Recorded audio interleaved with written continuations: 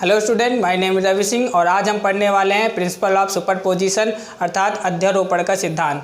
तो आइए स्टार्ट करते हैं। SPR क्लासेस, आपकी सफलता ही हमारा उद्देश्य है। देखो, हम लोग ने जाना था कि किसी भी दो बिंदु आवेश के बीच जो बल लगता है उसको निकालने के लिए हम लोग कूलॉम नियम का यूज करते थे। कैसे? कोई भी दो बिंदु आवेश था, अगर हमें इसके बीच बल निकालना हुआ तो हम लोग किसका यूज करते हैं? कूलॉम नियम का आवेश। ये हम लोग ने पिछले वाले वीडियो में सीख लिया है। अगर आपने अभी तक वो वीडियो नहीं देखा है तो जाकर आप वहाँ देख सकते हैं। तो अध्यारोपण का सिद्धांत क्या होता है? देखो, यहाँ पर हम लोग ने सीखा था कि दो बिंदु आवेश के बीच लगने वाला बल हम लोग कूलॉम के नियम से ज्ञात कर लेते हैं। लेकिन अगर यहाँ पर दो आवेश नहीं होता है, बहुत सारे आवेश हो जाते हैं, दो आवेश की जगह तीन आवेश, चार आवेश हो जाते हैं, तब उनके द्वारा लगने वाला बल को हम लोग कैसे ज्ञात करेंगे? यहाँ पर हम लोग अध्यारोपण के सिद्धांत से ही निकालते हैं। तो आइए अध्यारोपण के सिद्धांत को समझते हैं कि इसका यूज हम लोग करते कैसे हैं। मान लेते हैं यहाँ पर ये आवेश है, एक ये आवेश रखा हुआ है, यहाँ Q1 आवेश रखा हुआ है, यहाँ पर Q2 आवेश रखा हुआ है, ठीक है, यहाँ पर Q3 आवेश रखा हुआ है और यहाँ पर Qn आवेश। इसी तरह बहुत सारे आवेश n तक आवेश रखे गए हैं।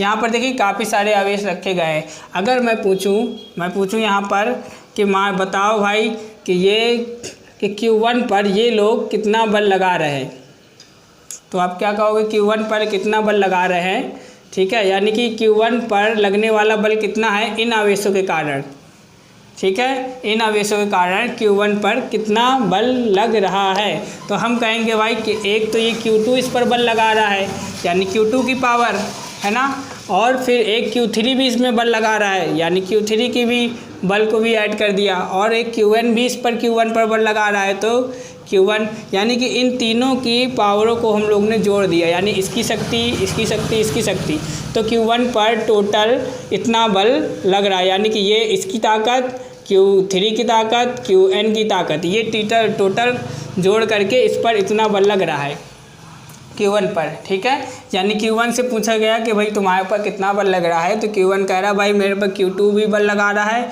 Qn भी बल लगा रहा है, Q3 भी बल लगा रहा है, यानी टोटल ये तीनों लोग मिल करके मेरे ऊपर बल लगा रहे हैं, ठीक है। तो चलो इसको समझते हैं। तो क्या होता है इस पर, यानी Q2 जो है Q1 पर ऐसे करके बल लगाया यहाँ की ओर, ठीक है, इसने क्या बल लगाया यहाँ पर Q2 पर बल लगाया, तो इस बल को हमने F लिख दिया, ठीक है, F लिख दिया। कहाँ पर है? Q1 पर है तो F1 लिख दिया। किसके कारण लग रहा है? 2 के कारण लग रहा है, तो यहाँ पर F2 लिख दिया, ठीक है। अब Q3 इस पर बल लगा रहा है, यहाँ को बल लगाएगा ऐसे करके, इसकी वैल्यू क्या होगी? F, इसका बल का मान क्या होगा? F, ठीक है। किस पर लग रहा है? 1 पर लग रहा है, और कौन लगा रहा है यहाँ पर? ये 3 लगा रहा है इस पर बल, तो इसको हम लोग ने F13 माना। अब इस तरह ये N है, N, ठीक है, N बल लगा रहा है इस पर, तो किस पर बल लग रहा है? 1 पर, तो यहाँ 1 लिख दिया। और कौन लगा रहा है बल? N लगा रहा है, तो यहाँ पर N लिख दिया। अब हमें यहाँ पर Q1 पर लगने वाला बल निकालना है। तो Q1 पर लगने वाला बल क्या होगा? यानी इसके बल का ये बल, यानी कि इन तीनों द्वारा लगने वाला जो ये बल है, इनको हम लोग क्या कर देंगे? जोड़ देंगे, तो हमें पता चल जाएगा कि Q1 पर कितना बल लग रहा है। तो आइए समझते हैं। माना Q2 के कारण Q1 पर लगने वाला बल, Q2 के कारण Q1 पर लगने वाला बल क्या है? F12 हमने लिया, F12। इसको निकालते हैं, कितना बल लगा रहा है Q2 के कारण Q1 पर कितना बल लग रहा है? F12। इसको निकालेंगे कैसे? हमें पता है दो आवेशों के बीच जो बल निकाला जाता है वो कूलॉम के सहायता से लगाया जाता है, ठीक है, कूलॉम के नियम की सहायता से। तो दो बिंदु आवेश ये रखे हुए हैं, तो इनके बीच कूलॉम का नियम लगाएंगे। क्या होता है? 1/4 पाई एप्सिलॉन नॉट इन दोनों आवेशों का गुणनफल, दोनों आवेश क्या है, एक ये Q1 इंटू क्या Q2 अपॉन, ठीक है, इन दोनों के बीच की दूरी हमने मान लेते हैं R है यहाँ की, ठीक है। कितनी तक की दूरी है, कहाँ से कहाँ तक की दूरी ले रहे हैं, 1 से 2 तक की दूरी ले रहे हैं। कहाँ से कहाँ तक की, 1 से 2 तक की दूरी, क्योंकि ये सारी दूरी सेम नहीं होंगी ना, सबकी दूरी को R नहीं ले सकते हैं, ठीक है। इसलिए हमने मान लिया कि हम इसकी जो दूरी है ये 1 से 2 की ओर ले रहा है, तो 1 से 2 की ओर ले रहा है ये दूरी, और दूरी का वर्ग कर दिया, ठीक है। इस दूरी की दिशा कैसी होगी, इस बल की दिशा कैसी होगी, बल की दिशा 2 से 1 की ओर होगी। दिशा कैसी है बल की, बल कैसे लग रहा, ऐसे 2 से 1 की ओर, तो हमने इसकी बल की दिशा लिया 2 से 1 की ओर, ठीक।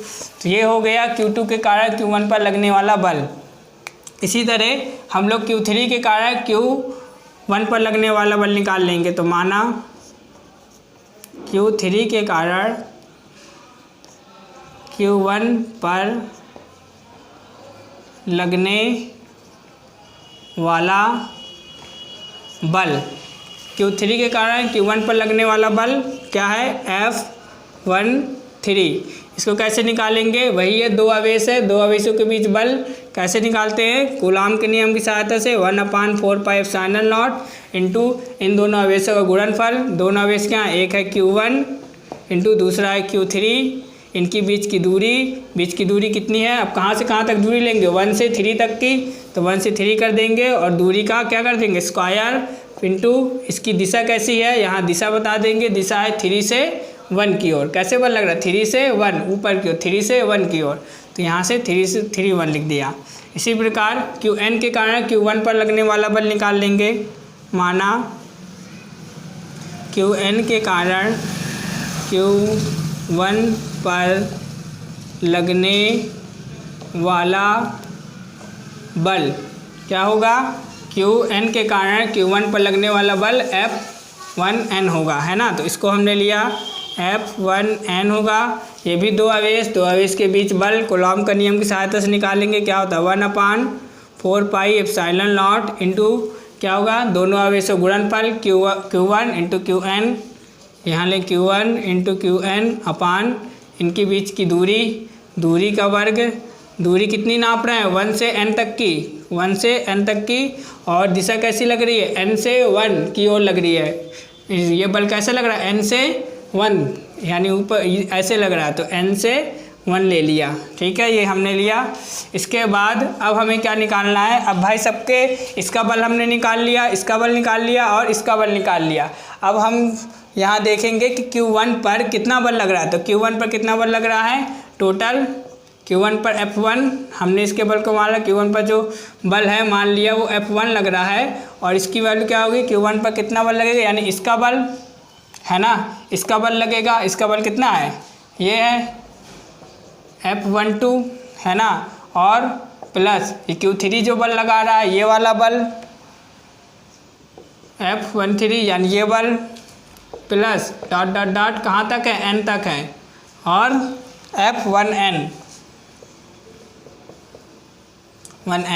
तो ठीक है, तो हम यहाँ लिखते थे संपूर्ण आवेश के कारण Q1 पर लगने वाला बल, ठीक है, संपूर्ण आवेश के कारण Q1 पर लगने वाला बल, ठीक, वो क्या है, F1 लिया है। F1 कैसे निकलेगा, यानी Q1 पर कितना बल लग रहा है, यानी कि ये वाला भी बल, Q2 का बल, Q3 का बल और Qn का बल, यानी ये सारे बल का योग ही तो Q1 पर लग रहा है, ये सारे लोग मिलकर इस पर लगा रहे हैं, तो Q1 पर कितना बल लग रहा है, यानी इन सभी बलों का योग, ठीक है। यहाँ पर हम लोग F12 का वैल्यू रख देते हैं। F12 की वैल्यू है 1/4πε0 into Q1 into Q2, Q1 into Q2 अपान क्या होता, अपान R स्क्वायर, 1 से 2 था, लिख दिए, दिशा कहती थी 2 से 1 की ओर, ठीक। यहाँ पर F13 की वैल्यू रखी 1/4πε0 इंटू Q1 इंटू Q3 अपान R13 स्क्वायर कर दिया, दिशा रख दी 3 से 1 की ओर, प्लस डॉट डॉट डॉट कर दिया। यहाँ पर ठीक है, क्या था, Q1 की वैल्यू रख दी, ठीक है, 1/4 pi epsilon not into Q1 into Qn अपान दूरी का वर्ग किया, 1n लिखा और ये लिख दिया। अब हम क्या करेंगे, इनमें से देखो क्या कहा, 1/4 पाई इस एप्सिलॉन नॉट इसमें भी है, 1/4 पाई एप्सिलॉन नॉट इसमें भी है, इसमें भी है 1/4 पाई एप्सिलॉन नॉट और इसमें भी है, इसमें भी Q1 है, इसमें भी Q1 है और इसमें भी है। तो ये Q1/1/4 पाई एप्सिलॉन नॉट हम लोग ले लेंगे कॉमन। तो हमने यहाँ पर लिया, हम लोग ने यहाँ पर लिया Q1/4 पाई एप्सिलॉन नॉट को ले लिया कॉमन। तो अंदर बचा हमारा Q1, हाँ क्या अंदर क्या बचता है, अंदर थोड़ा और यहाँ पर, हाँ तो यहाँ हमने 1/4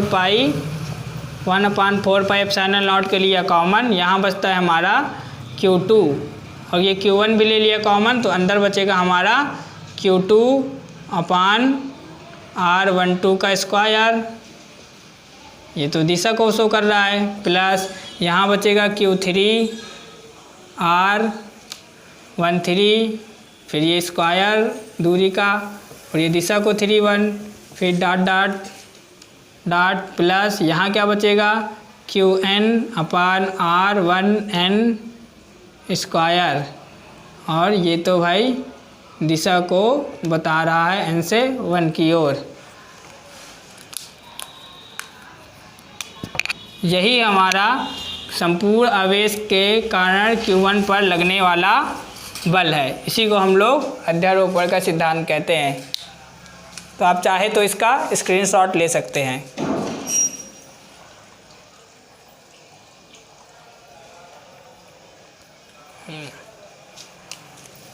तो इससे हमें क्या निष्कर्ष निकलता है कि अध्यारोपण का सिद्धांत तो क्या होता है।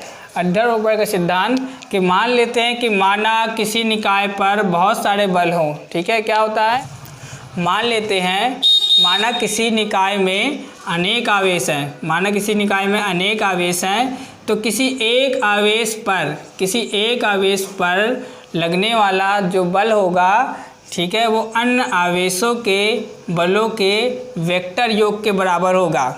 समझ में आ रहा है कि मान लेते हैं माना किसी निकाय पर अनेक आवेश होते हैं, ठीक है, अनेक आवेश होते हैं, तो किसी एक आवेश पर जो लगने वाले, इन सब के कारण जो लगने वाले बल हैं, किसी एक आवेश पर लगने वाला बल, ठीक है, इन अन्य आवेशों के बलों के अलग अलग वेक्टर योग के बराबर होता है। इसी को ही हम लोग अध्यारोपण का सिद्धांत कहते हैं। Thanks for watching.